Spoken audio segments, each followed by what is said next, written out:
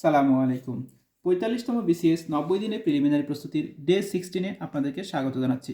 সুপ্রিয় শিক্ষার্থী বন্ধুরা, ইংলিশের যে অংশটা আজকে আমরা জানবো সেটা হচ্ছে ভয়েস চেঞ্জ। হ্যাঁ, তো আপনারা ভয়েস চেঞ্জ পড়তে গেলে দেখবেন যে দুইটা অংশ আছে। হ্যাঁ, ভয়েস চেঞ্জ মানে দুইটা অংশ না, আমরা দুইটা ভাবে ভাগ করতে পারি। কীরকম? যেমন আমরা যখন টেন্স পড়ে এসেছি, দেখেন টেন্সের মধ্যে কি টেন্সের 12টা প্রকারভেদ ছিল না? হ্যাঁ, 12টা ফর্ম ছিল। প্রেজেন্টের 4টা, পাস্টের 4টা, ফিউচারের 4টা।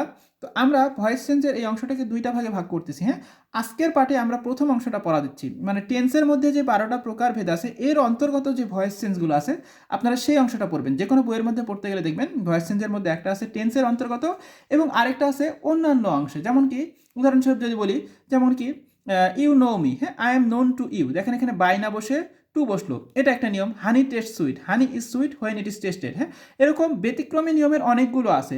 তো আজকের ক্লাসে আমরা কি করব, টেন্সের ভয়েস চেঞ্জের অন্তর্গত টেন্সের যে অংশটা আছে সেইগুলো আজকে আমরা ক্লিয়ার করব, সেটা নিয়মগুলো পড়বো এবং একটা যে কোনো বই থেকে এমসিকিউগুলো প্র্যাকটিস করব। আর আগামীকালের ক্লাসে আমরা বাকি অংশটা দেখবো। হ্যাঁ, এরপরে আসি আমরা ম্যাথের আমরা গত ক্লাসে করেছিলাম চতুর্ভুজ। হ্যাঁ, আজকের ক্লাসে আমরা দেখবো হচ্ছে বৃত্ত। হ্যাঁ, বৃত্তের ক্ষেত্রে প্রথমে যে অংশটা দেখবেন, বইয়ের মধ্যে পড়তে গেলে দেখবেন যে বৃত্ত কাকে বলে, বৃত্তের মধ্যে অন্তর্গত চিত্রের মধ্যে কেন্দ্র কি, পরিধি কি, চাপ কি, জ্যা কি, এই অংশগুলো একটু দেখে ফেলবেন। হ্যাঁ, একটা চিত্র এঁকে একটা চিত্র থেকে সবগুলো বোঝার চেষ্টা করবেন। হ্যাঁ, এরপরে দেখেন পড়তে গেলে যেটা আসবে সেটা হচ্ছে বৃত্ত বিষয়ক অনুসিদ্ধান্ত। আমরা ত্রিভুজ পড়তে গিয়ে যেরকম দেখেছিলাম ত্রিভুজ বিষয়ক অনেক অনুসিদ্ধান্ত ছিল, তো বৃত্ত বিষয়ক এই অনুসিদ্ধান্ত অবশ্যই ভালোভাবে পড়তে হবে। হ্যাঁ, এবং অবশ্যই যেটা পড়তে হবে সেটা চিত্র এঁকে চিত্রের সাথে মিল রেখে আমাদের পড়তে হবে।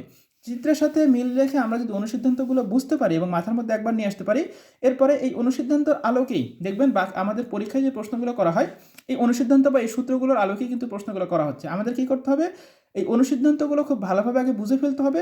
বোঝার পরে লাস্টে গিয়ে আমাদের কী করতে হবে, এইটার আলোকে যে প্রশ্নগুলো পরীক্ষায় আসছে সেগুলো সমাধান করতে হবে। হ্যাঁ, অনেকগুলো অনুসিদ্ধান্ত আছে, আমি সবগুলো দেখাচ্ছি না আর কি, আমি জাস্ট দেখাইলাম যে অনুসিদ্ধান্ত এরকম 1 আছে, 2 আছে, 3 আছে। হ্যাঁ, এগুলো সবগুলো করে ফেলবেন বইয়ের মধ্যে যতগুলো অনুসিদ্ধান্ত আছে। তাহলে এই অনুসিদ্ধান্তগুলো সমাধান করলে এবং অনুসিদ্ধান্তগুলো বেস হিসেবে নিয়ে আপনি বাকি প্রশ্নগুলো সমাধান করলে সেখান থেকে আপনি পরীক্ষায় প্রশ্ন আসলে ইজিলি অ্যান্সার করতে পারবেন। হ্যাঁ, এরপরে যে অংশটা আছে দেখেন বাংলাদেশের প্রাচীন ইতিহাস থেকে 47। হ্যাঁ, আমরা এটাকে দুইটা ভাগে ভাগ করেছিলাম। গতকালের ক্লাসে আমরা বলেছিলাম যে আপনার বইয়ে থেকে আপনারা এখান থেকে মূল হিসাবে যদি সবচেয়ে কম পড়তে চান তাহলে কি করবেন, আপনি শুধুমাত্র বিগত বছরের এমসিকিউ পড়বেন, আর কিছু পড়ার দরকার নেই। আপনি বিগত বছরের প্রশ্ন পড়লেই পরীক্ষায় দেখবেন সবগুলো প্রশ্নই কমন পেয়ে যাবেন। যদি একটা দুইটা নাও পান তো সমস্যা নেই। হ্যাঁ, এরকম একটা দুইটা প্রশ্ন না আসলেও তো এখান থেকে অনেক কিছু বইয়ের মধ্যে কিন্তু দেওয়া থাকে।